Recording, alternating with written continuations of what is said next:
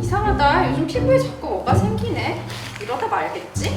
습진 연고라도 발라보려고 그랬는데 어디 있지? 건선? 건조해서 생기는 건가?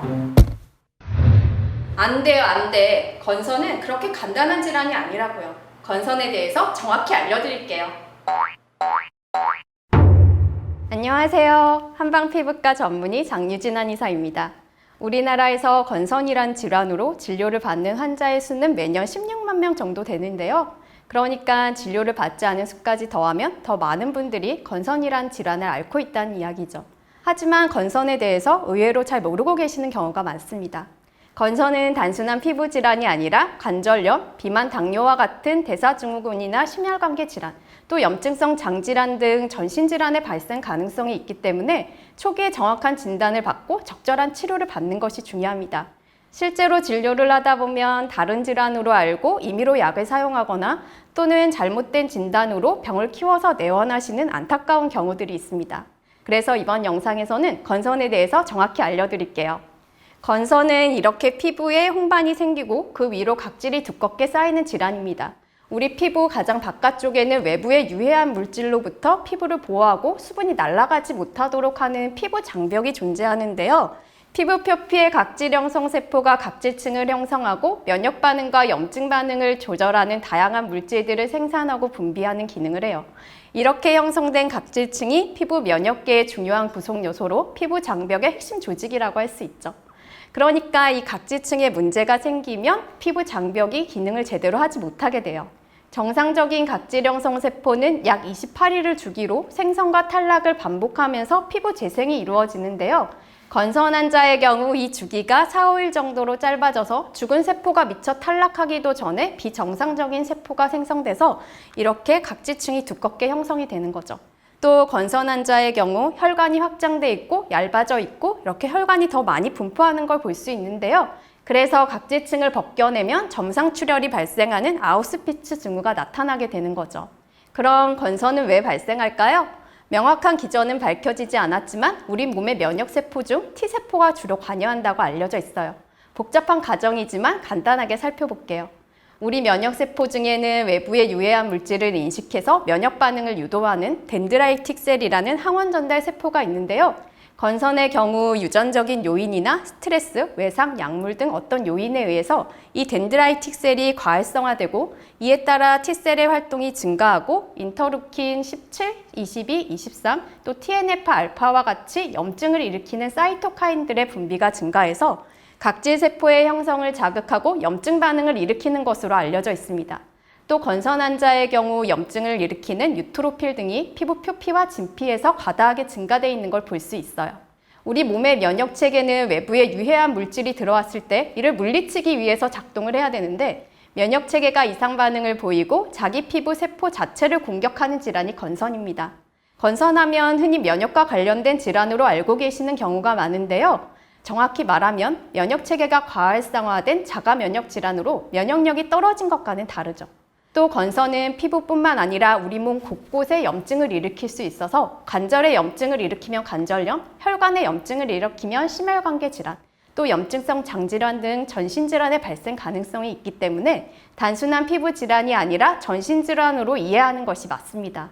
한의학에서 건선은 백비, 은색 가루라는 의미의 은설병, 소나무 껍질이라는 의미의 송피선 등으로 불리는데요. 하얀 각질이 쌓이는 피부 증상이 잘 나타나 있는 명칭이죠.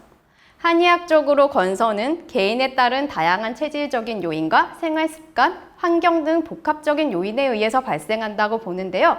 내부 장기에 문제가 생겨서 면역 기능에 이상이 생겨 자기 피부 자체를 공격하고 또 외부의 유해한 물질로부터 나를 보호하는 피부 방어력과 재생력이 저하되어서 건선이 발생한다고 보고 있습니다. 건선의 유병률은 기후, 인종, 지리적인 위치에 따라서 달라지는데요.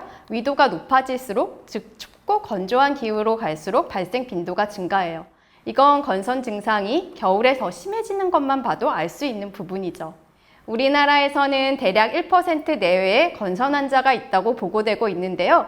어느 연령대나 발생할 수 있지만 20대에 가장 많이 발병을 하고 이어서 10대, 30대 순으로 많이 발생합니다. 건선은 임상 형태에 따라서 분류할 수 있는데요. 먼저 가장 흔한 판상 건선이에요. 이렇게 주변의 피부와 경계가 뚜렷한 널쩍한 판 모양으로 생기는 건선인데요. 초기에 작은 크기의 홍반으로 시작해서 크기가 점점 커지거나 또 주변의 것과 합쳐지기도 해요. 그리고 이렇게 두껍게 인설이 쌓이고요. 건선은 외부와의 접촉이 많은 팔꿈치, 무릎, 엉덩이, 두피 부위에 잘 발생을 하고 아토피 피부염과 같은 다른 염증성 피부 질환들과는 달리 가려움이 심하지 않은 경우가 많습니다. 건선은 일반적으로 임상 증상으로 진단이 가능한데요. 많은 염증성 피부 질환들의 시작이 피부가 붉어지는 홍반이기 때문에 건선 초기에 각질이 심하지 않을 때는 잘 감별하는 것이 필요해요. 또 두피 건선의 경우 두피에 발생하는 지루성 피부염과 감별이 필요한데요. 두피 건선의 경우 이마와 두피, 뒷목과 두피 이런 경계 부위에 잘 생기고 이렇게 각질이 두껍게 쌓이는 반면 지루성 두피염은 두피 내부에 잘 생기고 뾰루지나 농이 보이고 가려움증이 동반되는 경우가 많아요. 다음으로 물방울 모양 건선이 있는데요. 주로 어린이나 청소년기에 잘 발생을 하고 이렇게 작고 동그란 물방울 모양의 병변들이 나타나요. 감기나 편도선염 이후에 건선이 발생했다고 하는 경우가 이 경우이고요. 연쇄상 구균과 같은 감염 등에 의해서 건선이 유발된다고 보고 있어요. 급격히 발생을 하고 수개월 내에 호전이 되고 또 재발도 잘 되지 않은 예후가 좋은 케이스이죠. 다음으로 홍피성 건선이 있는데요. 드물기는 하지만 이렇게 넓은 부위에 걸쳐서 건선이 발생하는 거예요. 발열 등 전신 증상이 동반될 수 있고요. 다음으로 손발에 잘 발생하는 농포성 건선이 있는데요. 손발에 발생하는 한포진이나 무좀과 감별이 필요합니다. 농포성 건선의 경우 노란 고름 물집이 생기고 통증이 심하지만 한포진의 경우에는 맑고 투명한 수포가 생기고 가려움증이 심한 편이에요. 손발 부위는 많이 사용하는 부위이기 때문에 이 부위에 건선이 생기면 환자분들이 많이 힘들어하시고 또 스트레스도 많이 받으시죠. 그리고 드물기는 하지만 전신에 고름 물집이 생기는 전신 농포성 건선이 있어요. 임신을 하고 발생을 하기도 하고 또 전신 스테로이드제를 사용하다가 투약을 중단했을 때 발생하기도 합니다. 발열이나 관절 통증 등이 동반될 수 있고 위험한 경우가 있죠. 건선은 앞서 말씀드린 것처럼 자가 면역 질환이기 때문에 피부 증상 외에도 관절염, 또 비만과 당뇨와 같은 대사증후군, 그리고 심근경색, 동맥경화와 같은 심혈관계 질환, 그리고 크론병과 같은 염증성 장 질환 등의 발생 가능성이 있는데요. 과도하게 활성화된 T셀과 TNF-알파, 인터루킨 6, 17, 22 등 사이토카인들의 분비가 증가해서 피부뿐만 아니라 관절, 혈관 등의 염증을 일으키기 때문입니다.